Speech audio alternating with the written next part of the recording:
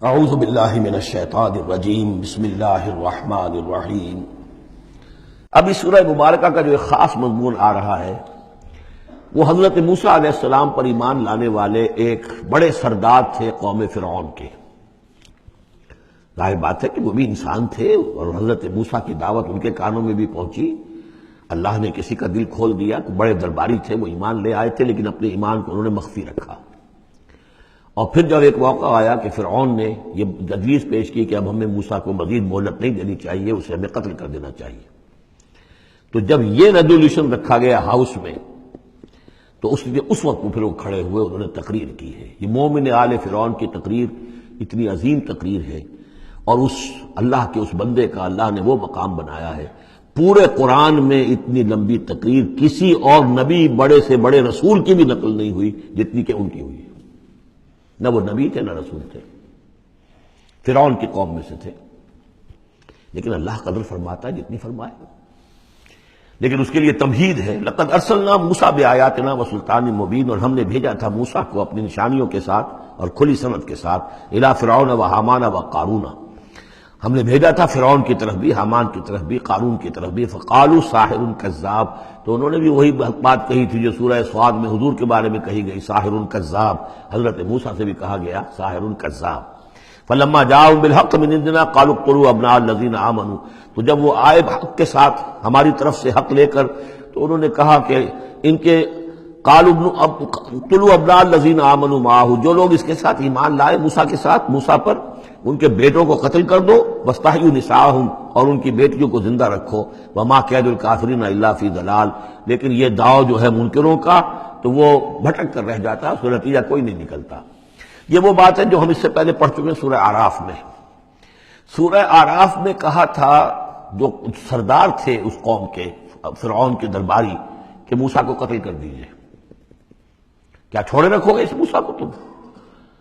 اور یہ تمہارا دین جو ہے یہاں فساد مچا رہا ہے زمین میں، لوگ اس پر ایمان لا رہے ہیں، جمع ہو رہے ہیں، اس کی طاقت بن رہی ہے، کب تک چھوڑے رکھو گے؟ لیکن جیسا کہ میں بتا چکا ہوں، جو اس وقت فرعون تھا وہ گویا کہ حضرت موسیٰ کا چھوٹا بھائی تھا۔ حضرت موسیٰ کو اللہ تعالیٰ نے فرعون کے محل میں پلوایا ہے، اور پہلے اس کے ہاں بڑا جو بوڑھا تھا جو اب چھوڑ چکا تھا تخت، زندہ تھا اس وقت بھی لیکن تخت چھوڑ، منفتاخ اس کا نام تھا، منفتاخ تھا جس وقت کے اصل حکومت کر رہا تھا جب حضرت موسیٰ کو دریائے نیل سے نکالا ہے اس کے محل والوں نے، اور وہ قتل کرنا چاہتا تھا، لیکن اس وقت اس کی بیوی جو تھی، اور غالباً وہ حضرت آسیہ ہیں جن کا ذکر سورہ تحریم میں آئے گا، امرات فرعون، بہت نیک، کسی طریقے سے انہوں نے کہہ کے بچا لیا، قرۃ عین لی ولک، یہ تو میرے اور تمہارے لیے آنکھوں کی ٹھنڈک بن جائے گا۔ اس کے بعد یہ وقت آیا کہ جب حضرت موسیٰ علیہ السلام چلے گئے، ان کے ہاتھ سے وہ قبطی قتل ہو گیا، پھر وہ مدین گئے، مدین سے ہو کر واپس آئے، تو اب اس کا جو بیٹا تھا، یہ جو پیدا ہو چکا تھا بعد میں، پہلے تو حضرت موسیٰ ہی تھے، اس کے بعد اس کے ہاں بھی اولاد ہو گئی، ایک بیٹا ہو گیا، وہ ہے رامسیس سیکنڈ، وہ ہے رامسیس کے جو اس وقت اب تھا فرعون، اس لیے کہ بوڑھے باپ نے سارے امور سلطنت اس کے حوالے کر کے خود ریٹائرمنٹ لے لی تھی۔ اس کے سامنے جب پیش ہوئے، اس کے سامنے درباریوں نے کہا کہ اسے قتل کر دو ورنہ تو یہ فساد مچا دے گا دنیا کے اندر، تمہارے ملک کے اندر، لیکن وہ چونکہ چھوٹے بھائی کی حیثیت سے تھا، اور حضرت موسیٰ اس کے بڑے بھائی کی حیثیت رکھتے تھے، ساتھ پلے تھے، ساتھ کھیلے کودے تھے، انہوں نے کہا نہیں کوئی ایسی بات نہیں ہے، ہم بڑی آسانی سے یہ کر سکتے ہیں، اس قوم کی ہم اس کی طاقت جو ہے وہ ختم کر دیں گے کہ ان کے بیٹوں کو قتل کرو اور ان کی بیٹیوں کو زندہ رکھو۔ یہ سب کچھ ہو رہا تھا۔ وقال فرعون، اب جب وہ مرحلہ آیا ہے تو فرعون نے بھی سمجھ لیا کہ اب جو معاملہ ہے، اب پانی سر سے گزر چکا، اب تو اگر میں نے موسیٰ کو قتل نہ کیا تو واقعتاً بڑا فساد پیدا ہو جائے گا، ہمارے اقتدار اور ہماری تہذیب اور ہمارا کلچر سب کا بیڑا غرق ہو جائے گا۔ تو وقال فرعون ذرونی اقتل موسیٰ، فرعون نے کہا کہ مجھے اجازت دو کہ میں موسیٰ کو قتل کر دوں۔ اب یہ کیوں پوچھ رہا ہے؟ حالانکہ رب ہونے کا مدعی ہے، مطلق العنان بادشاہ ہے، لیکن اسے اندازہ ہو گیا تھا کہ میرے اپنے لوگوں میں کچھ اثرات پیدا ہو چکے ہیں اب حضرت موسیٰ کی دعوت کے، اگر میں نے بغیر کنسنسس ڈیولپ کیے ہوئے تمام درباریوں کو اپنے کانفیڈنس میں لیے بغیر اگر کوئی اقدام کر دیا تو ہو سکتا ہے کہ اندر سے کوئی بغاوت ہو جائے، لہذا اب وہ عدالت کے سامنے وہ مطلق العنان بادشاہ جو ہے وہ اپنے دربار میں رکھ رہا ہے، ضروری اقتل موسیٰ، مجھے اب تم اجازت دو، late us call him, let us do away with him. وَلْيَدْعُ رَبَّهُ، اور پکار لے وہ اپنے رب کو، ہمارے قتل کرنے کے مقابلے میں بچانے کے لیے پکار لے اپنے رب کو اگر بچا سکتا ہے۔ انی اخاف ان یبدل دینکم، مجھے اندیشہ ہے وہ تمہارا دین بدل دے گا، وَأَن یظہر فی الارض الفساد، یا زمین میں بہت بڑا فساد پیدا کر دے گا۔ وقال موسیٰ، اور موسیٰ نے کہا، یہ بات ان تک پہنچی ہوگی کہ دربار میں یہ مشورہ ہو رہا ہے، انہوں نے فرمایا انی عذت بربی وربکم، میں تو پناہ پکڑتا ہوں اپنے رب کی اور تمہارے رب کی، من کل متکبر، ہر متکبر کے مقابلے میں، لا یؤمن بیوم الحساب، جو یوم حساب پر ایمان نہیں رکھتا۔ وقال رجل مومن من آل فرعون یکتم ایمانہ، اور کہا ایک مومن مرد نے جو آل فرعون میں سے تھا، یکتم ایمانہ، وہ ابھی تک اپنے ایمان کو چھپائے ہوئے تھا۔ گویا کہ یہ وقت تھا کہ اب وہ کھڑا ہوا، انہوں نے کہا کہ گویا کہ اب بن رہا ہے کہ میں ڈٹ کر بات کروں، اس لیے کہ یہ اقدام اگر فرعون نے کیا تو مسئلہ جو ہے اب وہ صورتحال بگڑ سکتی ہے۔ یہ ہے تقریر جو شروع ہو رہی ہے۔ وقال رجل مومن من آل فرعون یکتم ایمانہ اتقتلون رجلا ان یقول ربی اللہ، سوچو تم ایک شخص کو قتل کرنا چاہتے ہو محض اس جرم کی پاداش میں کہ وہ کہتا ہے میرا رب اللہ ہے۔ یہی الفاظ کہتے حضرت ابو بکر صدیق نے جب ایک مرتبہ ہجوم کیا ہے، مشرکین مکہ نے حضور پر حملہ کیا ہے، تو حضرت ابو بکر آڑے آئے ہیں اور یہ الفاظ کہے انہوں نے اتقتلون رجلا ان یقول ربی اللہ، کیا تم ایک شخص کو قتل کرنا چاہتے ہو، یعنی محمد کو صلی اللہ علیہ وسلم؟ جرم کیا ہے اس کا؟ یہی کہ وہ کہتا ہے میرا رب اللہ ہے، بالکل یہی الفاظ ہے۔ اتقتلون رجلا یقول ربی اللہ وقد جاءکم بالبینات من ربکم، حالانکہ وہ تمہارے رب کی طرف سے واضح نشانیاں لے کر آیا ہے۔ وَإِن يَكُ كَاذِبًا فَعَلَيْهِ كَذِبُهُ، اگر وہ جھوٹا ہے تو اس کا جھوٹ کا وبال اسی کے اوپر آئے گا۔ وَإِن يَكُ صَادِقًا، اور اگر سوچ لو اگر وہ سچا ہوا، يُصِبْكُمْ بَعْضُ الَّذِي يَعِدُكُمْ، تو پھر تم پر وہ کچھ چیزیں آئیں گی جس کی کہ وہ دھمکی دے رہا ہے اور تمہیں بتا رہا ہے عذاب الہی آئے گا اور تم تباہ و برباد کر دیے جاؤ گے۔ اگر سچا ہے تو تم پر پھر وہ عذاب آئے گا۔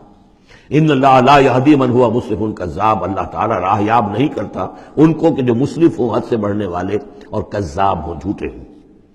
یا قوم لکم الملک اليوم، اے میری قوم کے لوگوں آج تو اختیارات تمہارے ہاتھ میں ہیں، تمہاری بادشاہت ہے، تمہاری حکومت ہے۔ ظاہرین فی الارض، تم زمین میں غالب ہو، تمہارا ڈنکا بج رہا ہے۔ فمن ینصرنا من باس اللہ ان جاءنا، تو اگر کہیں اللہ کا عذاب ہم پر آ گیا تو کون مدد کرے گا، کون بچائے گا اللہ کے عذاب سے؟ قال فرعون، اب دیکھیے اس کا نتیجہ کیا نکلا ہے کہ فرعون جیسے کہ بے بس سا ہو کر کہہ رہا ہے، یہ پہلا رد عمل ہے اس کا، ما اریکم ما ارا، دیکھو بھائی میں تو جو کچھ میری رائے ہے وہ میں نے پیش کی ہے، میں نہیں دکھا رہا تمہیں مگر وہی جو میں دیکھ رہا ہوں۔ میں یہ دیکھ رہا ہوں کہ اگر اس کو قتل نہ کیا گیا موسیٰ کو تو تباہی آئے گی اور بڑا فساد بن جائے گا، اور یہ معاملہ جو ہے اب پانی جو ہے حد سے گزر گیا ہے، سر سے گزر چکا ہے، اب ہمیں کچھ نہ کچھ کرنا چاہیے۔ تو جو مجھے دکھائی دے رہا ہے اریکم ما ارا، جو میں دیکھ رہا ہوں وہ میں تمہیں دکھانا چاہ رہا ہوں۔ وما اہدیکم الا سبیل الرشاد، اور میں نہیں رہنمائی کر رہا تمہاری مگر کامیابی کے راستے کی طرف۔ وقال الذی آمن، اور وہ جو اہل ایمان ہیں، وہ جو مومن آل فرعون ہیں، وہ اپنی تقریر جاری رکھے ہوئے ہیں۔ قال الذی آمن یا قوم، کہا اس مومن شخص نے اے میری قوم کے لوگوں انی اخاف علیکم مثل یوم الاحزاب، مجھے اندیشہ ہے تم پر کہ اس طرح کا دن نہ آ جائے جس طرح کے دن پہلی اور قوموں پر آئے ہیں، مثل داب قوم نوح وعاد وثمود والذین من بعدہم، جیسا کہ معاملہ ہوا تھا قوم نوح کا، پھر قوم عاد کا، پھر قوم ثمود کا، اور پھر ان کا جو ان کے بعد ہوئے۔ وما اللہ یرید ظلما للعباد، اور اللہ تعالیٰ تو اپنے بندوں پر ظلم کا ارادہ نہیں رکھتا۔ یہ بندے ہی ہیں کہ جو اپنی کوتاہی کی وجہ سے، اپنی تکذیب کی وجہ سے، اپنی شرارتوں کی وجہ سے جو اپنے اوپر عذاب الہی کو دعوت دیتے ہیں۔ وَيَا قَوْمِ إِنِّي أَخَافُ عَلَيْكُمْ يَوْمَ التَّنَادِ، اور اے میری قوم کے لوگوں مجھے اندیشہ ہے تم پر کہ وہ دن آئے گا جس میں چیخ پکار ہوگی، ہنگامہ ہوگا۔ یوم تولون مدبرین، جس روز تم پیٹھ دکھا کر، پیٹھ موڑ کر بھاگو گے۔ ما لکم من اللہ من عاصم، لیکن پھر اللہ کے پکڑ سے تمہیں بچانے والا کوئی نہیں ہوگا۔ ومن یضلل اللہ فما لہ من ہاد، اور جسے اللہ ہی گمراہ کر دے پھر اس کو ہدایت دینے والا کوئی نہیں۔ وَلَقَدْ جَاءَكُمْ يُوسُفُ مِن قَبْلُ بِالْبَيِّنَاتِ، اور دیکھو تمہارے پاس پہلے یوسف آئے تھے واضح نشانیاں لے کر۔ اس کو اللہ نے کیسی تعبیر الاحادیث سکھائی تھی، اس نے کیا کیا تھا، اس نے بادشاہ کے، اس وقت کے بادشاہ کے خواب کی تعبیر بتائی تھی، اس نے اس ملک کو تباہی سے بچایا تھا، اس کو بھی تم نے مانا نہیں۔ حالانکہ انہوں نے اس طرح کی دعوت بھی نہیں دی. یہ بات ذہن میں رکھیے، رسول نہیں تھے یوسف صرف نبی تھے. لیکن یہ کہ تم نے مانا تو نہیں اس کو، تم اس پر ایمان تو نہیں لائے، تم نے نہیں مانا کہ وہ اللہ کے نبی ہے. وَلَقَدْ جَاءَكُمْ يُوسُفُ مِنْ قَبْلُ، اور اس سے یہ بات معلوم ہو گئی کہ حضرت یوسف اور حضرت موسیٰ کے درمیان بنی اسرائیل میں کوئی نبی نہیں ہے. اس لیے کہ اگر کوئی اور نبی ہوتے تو یہ مومن آل فرعون ان کا بھی تذکرہ کرتے. یہ حضرت موسیٰ کے بعد پھر شروع ہوا ہے کہ 1400 برس تک حضرت عیسیٰ علیہ السلام تک پھر یہ کہ ان کے ہاں نبوت کا تار نہیں ٹوٹا، لیکن حضرت موسیٰ کے اور حضرت یوسف کے درمیان کوئی نبوت نہیں. وَلَقَدْ جَاءَكُمْ يُوسُفُ مِنْ قَبْلُ، تمہارے پاس آئے یوسف اس سے پہلے بالبینات، فَمَا زِلْتُمْ فِي شَكٍّ مِّمَّا جَاءَكُمْ بِهِ، لیکن تم شکوک و شبہات ہی میں پڑے رہے. وہ تمام تعلیمات جو وہ لے کر آئے تھے ان کو تم نے قبول نہیں کیا. حتیٰ اذا ہلکا، یہاں تک کہ جب وہ فوت ہو گئے، قُلْتُمْ لَن يَبْعَثَ اللَّهُ مِن بَعْدِهِ رَسُولًا، تو تم نے کہا ان کے بعد اللہ کسی اور کو رسول نہیں بھیجے گا. یعنی ان کو تو تم نے ان کی زندگی میں تو رسول اور نبی نہیں مانا. کذالک یضل اللہ من هو مسرف مرتاب، اسی طرح اللہ تعالیٰ گمراہ کر دیتا ہے ان کو کہ جو حد سے بڑھنے والے ہوں اور شکوک و شبہات میں مبتلا رہنے والے ہوں. الذین یجادلون فی آیات اللہ بغیر سلطان اتاہم، کہ جو اللہ کی آیات کے بارے میں جھگڑتے ہیں، بحثیں کرتے ہیں، کج بحثیاں کرتے ہیں بغیر کسی سند کے کہ جو اللہ نے انہیں دی ہو. کبر مقتا عند اللہ وعند الذین آمنوا، بہت بری شے ہے، بہت بری ہے، بیزاری والی بات ہے اللہ کے نزدیک بھی اور اہل ایمان کے نزدیک بھی، ان کے نزدیک بھی جو ایمان لائے. کذالک یطبع اللہ علی کل قلب متکبر جبار، اسی طرح اللہ تعالیٰ مہر کر دیا کرتا ہے ہر دل پر، غرور والے سرکش دل پر، وہ قلب کے جو متکبر ہو اور جبار ہو، اللہ تعالیٰ اس پر مہر لگا دیتا ہے کہ پھر وہ ایمان نہیں لاتے. وقال فرعون، اب یہ تقریر تو جاری ہے ان کی، اور آپ چشم تصور سے دیکھیے کہ معلوم ہوتا ہے کہ ان کی تقریر کا اثر ہو رہا ہے درباریوں پر، کہ بات ایک سے ایک بات جو ہے وزنی ہے، ایک سے ایک مربوط ہے، جڑی ہوئی ہے، تاریخی حوالے سے بھی آ گئی، عقلی حوالے سے بات آ گئی، ہر اعتبار سے انہوں نے اس طریقے کی تقریر کی ہے کہ اب سارے یوں سمجھیے کہ اگر پورے دربار کے اوپر ایک دفعہ سناٹا چھا گیا ہے. اب وہ کیا کرے فرعون؟ قال فرعون یا حامان، فرعون نے کہا ہے حامان، یہ وزیر تھا اس کا، ابن لی صرحا، اب میرے لیے ذرا ایک بڑی عمارت بناؤ، لعلی ابلغ الاسباب، تاکہ ہو سکتا ہے کہ میں پہنچوں جو آسمان کے اسباب السماوات، آسمان کے راستوں تک میں پہنچ جاؤں. فاطلع الی الہ موسیٰ، اور پھر میں جھانک کر دیکھوں اور مطلع ہونے کی کوشش کروں الہ موسیٰ کون ہے جس کا ذکر یہ کر رہا ہے موسیٰ. وانی لاظنہ کاذبا، اور میرا گمان تو یہ کہ وہ جھوٹ بول رہا ہے. وکذالک زین لفرعون سوء عملہ، اسی طرح فرعون کے لیے اس کا برا عمل بھی مزین کر دیا گیا، وہ اسی میں مگن رہا. وصد عن السبیل، اور اس کو روک دیا گیا صراط مستقیم سے، سیدھی راہ سے. وما کید فرعون الا فی تباب، اور یہ ساری چال فرعون کی وہ سب کی سب جو ہے ناکام ہوئی اور تباہ و برباد ہونے کے واسطے تھی. یہ گویا کہ کھسیانی بلی کھبا نوچے والی بات ہے. پہلے تو اس کی بے بسی تھی، ما اریکم الا ما ارا وما اہدیکم الا سبیل الرشاد، میں نے جو بات مجھے صحیح معلوم ہوتی تھی وہ میں نے آپ کے سامنے رکھ دی، باقی معاملہ آپ جانیں.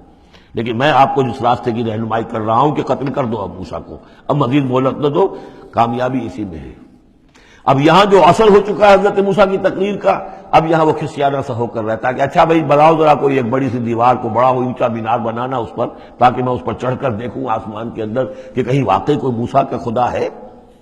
جیسا کچھ بے وقوفوں نے کہا تھا کہ ہم تو چاند پہ بھی ہو آئے، ہمیں کہیں خدا نہیں ملا، تو ایسا بھی لوگ کہتے. صدق اللہ العظیم.